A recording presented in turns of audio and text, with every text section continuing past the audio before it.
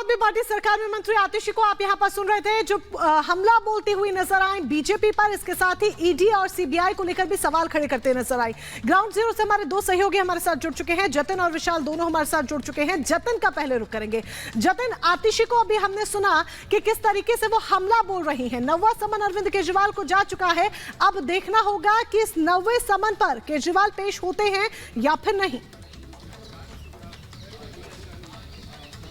आज बिल्कुल देखिए, आतिशी जो प्रेस कॉन्फ्रेंस कर रही हैं तो उन्होंने दो बातों का जिक्र किया। सबसे पहली बात कि कल शाम को एक सम्मन दिया गया, वो सम्मन दरअसल जल बोर्ड के मामले में है और ईडी जल बोर्ड मामले को भी इन्वेस्टिगेट कर रही थी। अपने दर्शकों को जल्दी से बता दें कि जल बोर्ड का वो मामला क्या है। जल बोर्ड का मामला ये था कि जल बोर्ड में जो पानी के मीटर्स हैं उसको लगाने के लिए जो टेंडर दिया गया था, उसको लेकर जो फाइनेंशियल ट्रांजेक्शन थी उसमें आम आदमी पार्टी के कई नेताओं के नाम सामने आए थे, जिसकी जांच ईडी कर रही थी। और उसी मामले में आम आदमी पार्टी का यह दावा है कि ईडी ने अरविंद केजरीवाल को जल बोर्ड में हुए उस टेंडर घोटाले को लेकर एक सम्मन इशू किया है। और दूसरा सम्मन आज सुबह दिया गया है, जो कि 9वें सम्मन के तौर पर देखा जा रहा है। और ये 9वां सम्मन दरअसल शराब घोटाला मामले में। इससे पहले 8 सम्मन दिए गए थे, अरविंद केजरीवाल पेश नहीं हुए। जब 3 सम्मन दिए गए थे शराब घोटाले मामले में, तब ईडी ने कोर्ट का रुख किया और यह बोला कि अरविंद केजरीवाल सम्मन में पेश नहीं हो रहे। और जब 6 सम्मन देने के बाद अरविंद केजरीवाल दोबारा पेश नहीं हुए तो दूसरी बार ईडी कोर्ट जाती है। और उसके बाद आज 9वां सम्मन दिया गया है। अरविंद केजरीवाल को देखना होगा कि गुरुवार का समय जो है 21 तारीख वो तय की गई है। अरविंद केजरीवाल पहुंचे या नहीं पहुंचे ये उन पर निर्भर करता है। लेकिन ईडी का साफ तौर पर कहना है कि अगर 9वां सम्मन भी अरविंद केजरीवाल स्किप करेंगे तो एक बार फिर से ईडी कोर्ट का रुख करेगी, क्योंकि इससे पहले ऐसा ही देखा गया कि पहले 3 सम्मन स्किप करने के बाद ईडी कोर्ट पहुंची, उसके बाद 6 सम्मन स्किप करने के बाद ईडी कोर्ट पहुंचती है। और अब 9वां सम्मन जब दिया गया है तो देखना होगा कि अरविंद केजरीवाल पेश होंगे या नहीं होंगे। ईडी का साफ तौर पर कहना है कि जब वो बात शराब घोटाले की करते हैं तो शराब घोटाला मामले में 6 महीने के अंदर उनको अपनी इन्वेस्टिगेशन पूरी करनी है, ऐसा कोर्ट ने भी उनको डेडलाइन के तौर पर कहा। और यही कारण है कि ईडी लगातार उन सभी कड़ियों से पूछताछ कर रही है जो कि शराब। लेकिन जतिन, सवाल यहां पर यह भी है दरअसल कि समन पर सियासत के बीच क्या कोर्ट के इतर गिरफ्तारी हो सकती है अरविंद केजरीवाल की? क्या टेक्निकली हम समझना चाहेंगे कि क्या अरविंद केजरीवाल की मुश्किलें और बढ़ जाएंगी इसी के साथ? आज बिल्कुल देखिए, अरविंद केजरीवाल की गिरफ्तारी होगी या नहीं होगी ये ईडी के पास जो तमाम सबूत है उसके ऊपर निर्भर करता है। लेकिन ईडी अभी ये चाह रही है कि ईडी के पास जो सबूत है, जो अभी तक की इन्वेस्टिगेशन में चीजें निकलकर सामने आई, जिसमें अरविंद केजरीवाल का नाम शामिल है। बतौर मुख्यमंत्री, बतौर आम आदमी पार्टी के संयोजक के तौर पर अरविंद केजरीवाल को क्या शराब घोटाले की जानकारी थी, ये भी जानकारी हुई कि कैबिनेट की जो मीटिंग है वो अरविंद केजरीवाल के घर पर हुई, उसको लेकर अरविंद केजरीवाल का क्या कुछ कहना है। विजय नायर जो कि अरविंद केजरीवाल के बेहद करीबी थे, जिन्होंने के कविता से बात कराई और समीर महेंद्रू की फेस टाइम के जरिए अरविंद केजरीवाल से बात कराई, ये तमाम आरोप जो अरविंद केजरीवाल पर लग रहे हैं उस पर अरविंद केजरीवाल का क्या कहना है। तो ये सवालों की एक बड़ी लिस्ट है जो कि अभी ईडी के पास है और ईडी अरविंद केजरीवाल से इन्हीं सवालों के जवाब को चाहती है। जब पहला सम्मन अरविंद केजरीवाल को ईडी की तरफ से दिया गया था उस समय भी ईडी का यही कहना था कि अरविंद केजरीवाल अपना पक्ष रखे, क्योंकि कहीं ना कहीं ईडी के पास सबूत 338 करोड़ के फाइनेंशियल ट्रेल को लेकर है। और सिर्फ के कविता की बात करें तो 100 करोड़ रुपए का जो ट्रांजैक्शन है वो किया गया है, जिसके सबूत ईडी अपने पास होने का दावा कर रही है। और यह भी जानकारी मिल रही है कि जो 100 करोड़ रुपए आम आदमी पार्टी के पास आया उसका इस्तेमाल गुजरात और हरियाणा में जो चुनाव हुए उसके अंदर साफ तौर पर किया गया। तो फाइनेंशियल। और इस बीच ये बड़ी खबर सामने आ रही है, केजरीवाल के खिलाफ पोस्टर लगाए गए। सीएम केजरीवाल के खिलाफ लगातार प्रदर्शन भी हो रहा है। सीए को लेकर जिस तरह का बयान दिया था सीएम केजरीवाल ने, उसको लेकर हिंदू सेना नाम के संगठन ने पोस्टर लगाए हैं। सीए का विरोध करने पर ये पोस्टर लगाए गए हैं, क्योंकि जब सीए लागू हुआ उसको लेकर सीएम केजरीवाल ने अलग अलग तरह के बयान दिए थे। और विशाल का रुख लेते हैं। विशाल, फिलहाल ग्राउंड जीरो से क्या कुछ तस्वीरें सामने आ रही है? लगातार प्रदर्शन भी देखा जा रहा है सीएम केजरीवाल के खिलाफ। बिल्कुल देखिए, आपको बता दें हिंदू सेना की तरफ से विष्णु गुप्ता जिसके अध्यक्ष हैं उनके तरफ से पोस्टर लगाया गया था दिल्ली के अलग अलग इलाकों में। खासकर अगर बात करें सेंट्रल दिल्ली की तो मंडी हाउस के आसपास के इलाकों में पोस्टर लगाया गया था। देखिए यहाँ पर नगर निगम की एनडीएमसी की गाड़ी आपको नजर आएगी और अभी इन पोस्टर्स को हटाया जा रहा है। आपको बता दें ये गोल चक्कर है और इसके आसपास 3-4 पोस्टर्स जो हैं वो हिंदू सेना की तरफ से लगाए गए थे, जिनको अब लगभग हटा दिया गया है।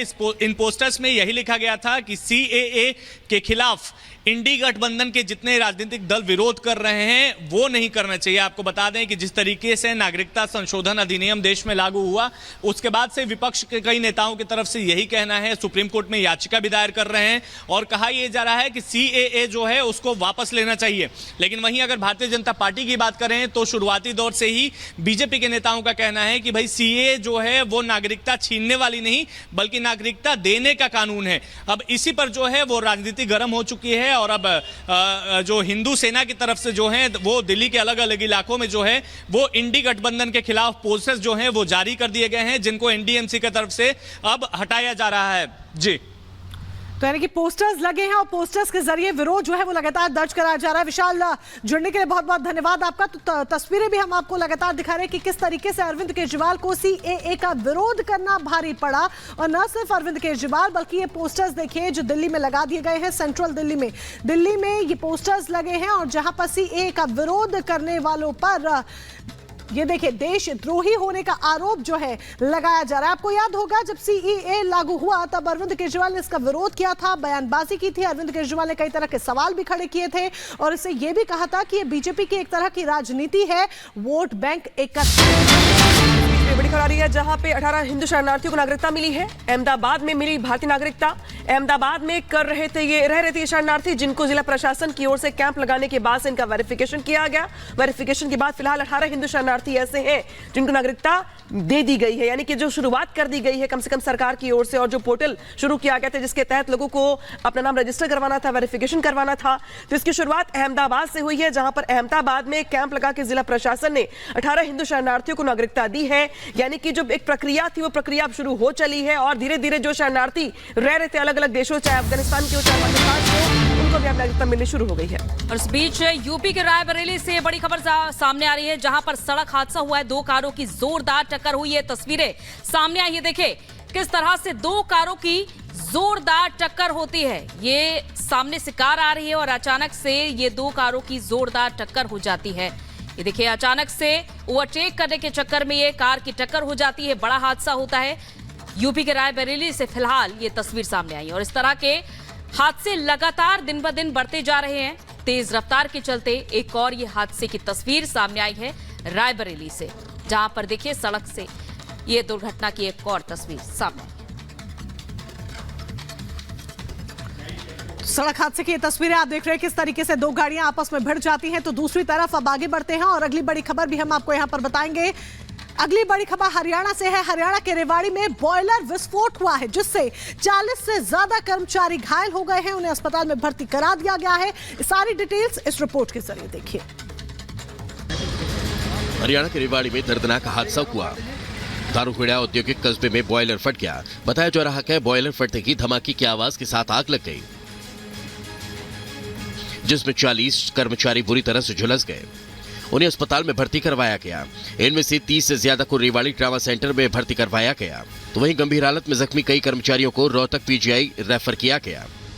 अभी पेशेंट की कंडीशन स्टेबल है सभी की, और कोई भी मोर्टेलिटी अभी तक कोई भी एक्सपायर नहीं हुआ है पेशेंट अभी तक यहाँ पे। हादसे के बाद परिजनों ने कंपनी पर लापरवाही का आरोप लगाया और पुलिस से जांच की मांग की है। ये कभी कुछ ऐसे पूरा जांच पड़ताल करने के बाद जैसी सूरत होगी वैसे वो करी जाएगी, और अभी कुछ मामला के बारे में पता नहीं चल पाया कि क्या मामला था, कैसे क्या हुआ। फिलहाल पुलिस जांच में जुटी है और ये पता लगाने की कोशिश कर रही है कि यह हादसा किसकी लापरवाही से हुआ। Bureau report, Republic Bharat. और दक्षिण पश्चिमी आइसलैंड में फिर से ज्वालामुखी फटा है, जिसके बाद विनाश की भयानक तस्वीरें सामने आई हैं। रिपोर्ट देखिए। ग्लोबल वार्मिंग का असर देखने को मिलने लगा है। तापमान में बढ़ोतरी से जलवायु परिवर्तन भी हो रहा है और पर्यावरण में हो रहे इन बदलावों से धरती भी अछूती नहीं। दक्षिण पश्चिम आइसलैंड में एक बार फिर से ज्वालामुखी विस्फोट हुआ। 100 दिन में ऐसा चौथी बार हुआ है। ज्वालामुखी विस्फोट से चारों तरफ लावा फैल गया, जिससे ग्रेंडाविक शहर के आसपास विशाल लावा के बहाव को कैमरे में कैद किया गया है। मौसम विभाग के मुताबिक ज्वालामुखी में हो रहे विस्फोट ने रेगजेंस प्रायद्वीप पर जमीन में 3 किलोमीटर लंबी दरार आ गई। मौसम विभाग ने अभी और ज्वालामुखी विस्फोट की संभावना जताई है। वीडियो में देखा जा सकता है कि धरती को चीरकर लाल चमकता लावा चारों तरफ फैल रहा है। ज्वालामुखी फटने के बाद आइसलैंड में इमरजेंसी घोषित कर दी गई है। प्रशासन ने एहतियात के तौर पर शहर में रहने वाले हजारों लोगों को जगह खाली करने के आदेश दे दिए। आइसलैंड में 33 सक्रिय ज्वालामुखी हैं, जो यूरोप में सबसे ज्यादा हैं। Bureau report, Republic Bharat. और इधर इंदौर के ग्वालटोली इलाके में भीषण आग लग गई, जिसके बाद कई लाखों का नुकसान हुआ है। देखिए 1 मिनट में पूरी रिपोर्ट। मध्य प्रदेश के इंदौर में भीषण आग का तांडव देखने को मिला। एक साथ कई दुकानों में आग लग गई। आग इतनी भयंकर थी कि सड़क पर हड़कंप मच गया। सड़क पर मौजूद लोगों ने दमकल विभाग को घटना की जानकारी दी, जिसके बाद दमकल विभाग की टीम मौके पर पहुंची और कड़ी मशक्कत के बाद आग पर काबू पाया जा सका। यह घटना इंदौर के ग्वालटोली इलाके की है। आग लगने के बाद अफरा तफरी का माहौल बन गया। दुकान में आग किस कारण लगी, इसकी फिलहाल जानकारी नहीं मिली है और